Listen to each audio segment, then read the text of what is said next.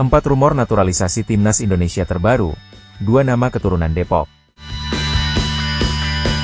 Para pemain calon naturalisasi dapat digunakan oleh timnas Indonesia dalam lanjutan persaingan ronde 3 kualifikasi Piala Dunia 2026 zona Asia. Timnas Indonesia sendiri sedang menempati peringkat klasemen grup C. Garuda mengoleksi 9 poin di 2 partai tersisa grup.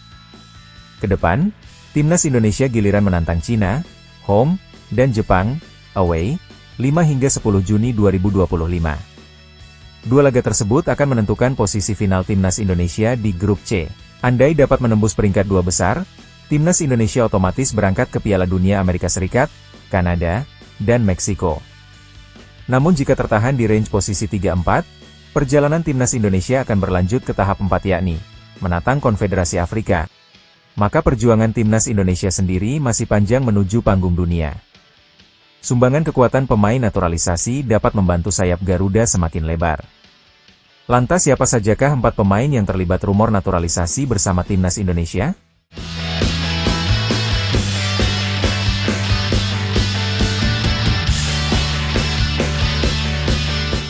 1. Laurin Ulrich. Rumor naturalisasi bermula ketika agen sekaligus talent scout pemain keturunan Indonesia, Fardi Bahdim, kakak dari Irfan Bahdim, kepergok mengikuti Laurin Ulrich di laman Instagram pada awal April 2025. Sontak hal tersebut menimbulkan spekulasi, apakah Laurin Ulrich sedang dalam pendekatan dengan PSSI.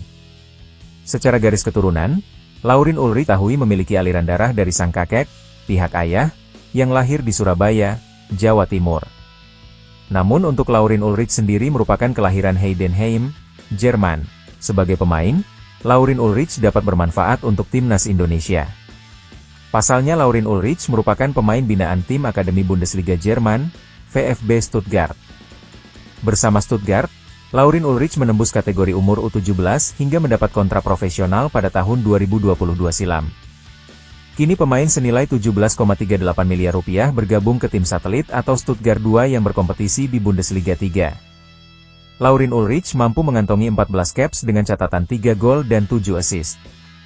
Selain bersinar di klub, Laurin Ulrich juga mampu menembus tim kategori umur Jerman, tahun 2020 hingga 2024 lalu. Laurin Ulrich mengantongi total 20 caps sejak U16 hingga U19. 2. Miliano Jonathans. Kedua, ada pemain keturunan Depok, Jawa Barat, Miliano Jonathans. Pemain penyerang sayap FC Utrecht memang bukan barang baru soal rumor naturalisasi. Ketika timnas Indonesia masih ditangani pelatih Shin Tae-yong, sosok Miliano telah masuk list skuad U20 untuk Piala Dunia U20 2025 di Indonesia. Namun Miliano tidak merespon positif ajakan PSSI karena telah bergabung di skuad U18 Belanda dan fokus recovery cedera di mantan klub, Vitesse Arnhem. Ketika Piala Dunia U20, mereka, timnas Indonesia, menginginkan saya di sana, kata Miliano dilansir Football Premier, 24 Februari 2025.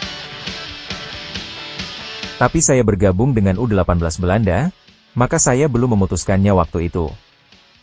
Saya juga perlu melewati masa-masa pemulihan cedera. Jadi perlu berjuang dulu untuk menembus tim utama Vitesse, mantan klub Miliano.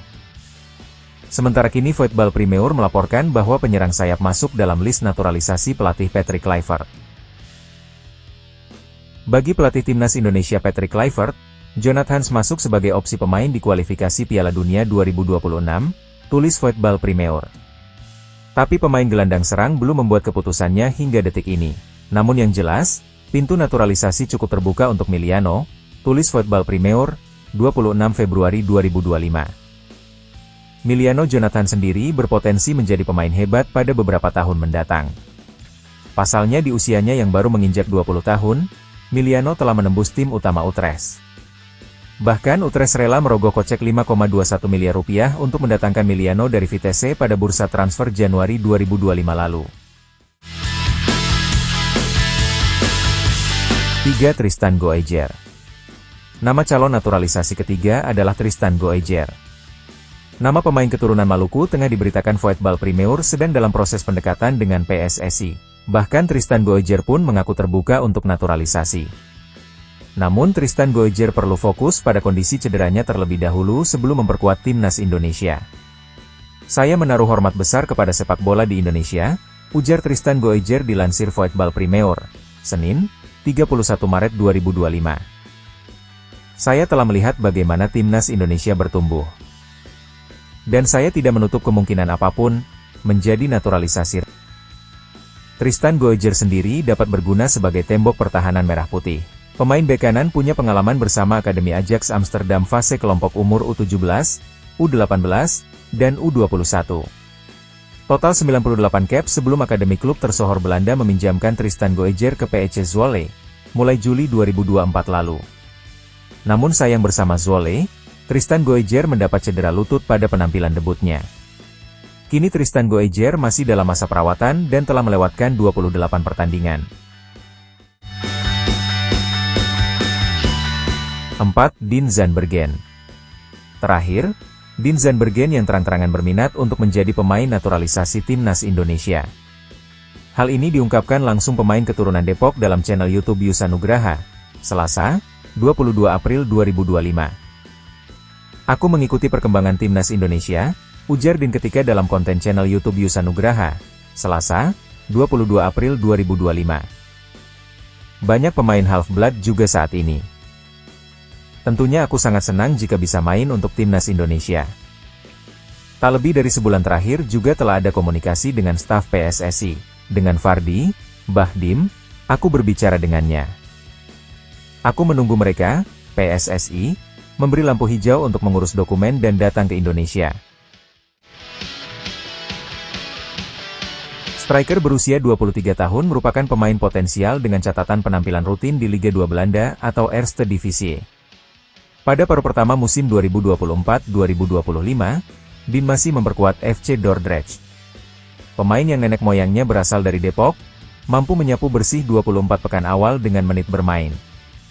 Kendati demikian, Dean Zandbergen hanya kerap masuk sebagai pemain pengganti. Namun penampilan dari striker 23 tahun terhitung efektif dengan koleksi 3 gol dan 3 assist. Performa dari Dean Zandbergen pun membuatnya dilirik oleh klub VVV Venlo pada paruh musim kedua. Bersama klub baru, Dean Zandbergen mampu mengantongi 6 caps dari 11 kesempatan, 5 laga absen cedera. Dan itulah. Sementara tugas timnas Indonesia adalah meraih kemenangan lawan Cina dan berusaha tidak kebobolan banyak melawan Jepang. Antara Cina dan timnas Indonesia terdapat selisih gol sebanyak 7 gol sehingga sangat sulit bagi Cina untuk mengejar skuad Garuda. Di sisi lain, kemungkinan timnas Indonesia kalah telak lawan Cina sangatlah kecil. Oleh karena itu, timnas Indonesia masih punya peluang besar untuk lanjut ke babak keempat kualifikasi Piala Dunia 2026.